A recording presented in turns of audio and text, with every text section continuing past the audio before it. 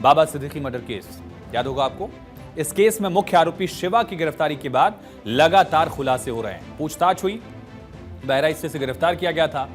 पूछताछ में बाबा सिद्दीकी हत्या से जुड़ी कई बड़ी बातें आरोपी शिवा ने कबूल भी कर ली हैं। मसलन शूटर शिवा ने कबूल किया कि मुंबई पुलिस की पूछताछ के दौरान उसने कहा कि हमने फायरिंग के बाद अपनी शर्ट बदल ली थी। इसने फायर किया बाबा सिद्दीकी पर, उसके बाद ही गया शर्ट चेंज कर लिया और शर्ट चेंज करने के बाद पहचान बदलने के बाद अस्पताल के बाहर 30 मिनट तक खड़ा रहा। भीड़ वहां काफी थी, उसी भीड़ में घुस गया, वहां मौजूद रहा। शिवा वहां इस वजह से मौजूद था क्योंकि वो वेरीफाई करना चाहता था कि बाबा सिद्दीकी की मौत हो गई या नहीं। मुंबई पुलिस ने जानकारी दी कि शूटर शिवा फायरिंग के बाद शर्ट बदलकर भीड़ में शामिल होकर बाबा सिद्दीकी की हालत के बारे में जानकारी जुटा रहा था और जब इसे पता चला कि बाबा सिद्दीकी की हालत गंभीर है तो वहां से मुख्य आरोपी शिवा भाग निकला। मुंबई पुलिस ने अब शिवा के मर्डर करने, मौके से फरार होने और पुलिस को चकमा देने की कोशिश करने, उसे अरेस्ट करने की सारी जानकारी साझा की है। पूरी टाइमलाइन बताई पुलिस ने, कैसे मर्डर हुआ, उसके बाद ही कहां था, फिर कहां भागा, कैसे नेपाल भागने की कोशिश कर रहा था और कैसे पुलिस इस तक पहुंची, जानकारी दी गई। दरअसल बाबा सिद्दीकी पर 12 अक्टूबर को मुंबई के बांद्रा में गोली चलाई गई।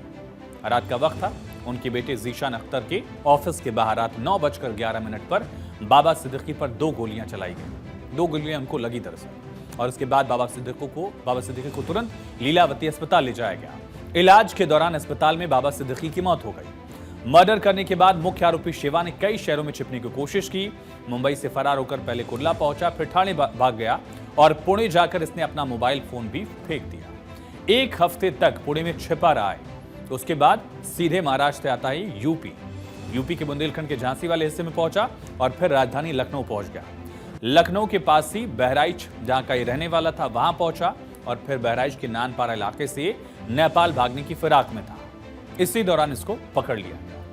मुंबई क्राइम ब्रांच और यूपी पुलिस के एसटीएफ ने मिलकर केस को सुलझाने में अहम भूमिका निभाई। दरअसल मुख्य आरोपी शिवा गौतम के 4 दोस्तों की संदिग्ध गतिविधियां थी और इसी वजह से पुलिस को डाउट हुआ। पुलिस को शूटर शिवा को ट्रैक करने में यहीं से मदद मिली।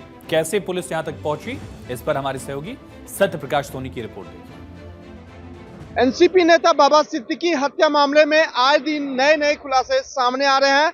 अब ऐसे में बाबा सिद्दीकी की हत्या के मामले में गिरफ्तार मास्टरमाइंड आरोपी शिवकुमार गौतम के हवाले से बहुत बड़ी जानकारी सामने आई है, जिसमें मुंबई क्राइम ब्रांच को शिवकुमार गौतम ने बताया कि बाबा सिद्दीकी की हत्या करने के बाद करीब 20 मिनट तक का आरोपी शिवकुमार उसी भीड़ का हिस्सा बना रहा। उसने मौका देखकर अपनी शर्ट बदली, उसके बाद लोगों के बीच में वह देखता रहा कि बाबा सिद्दीकी की स्टेटस क्या है।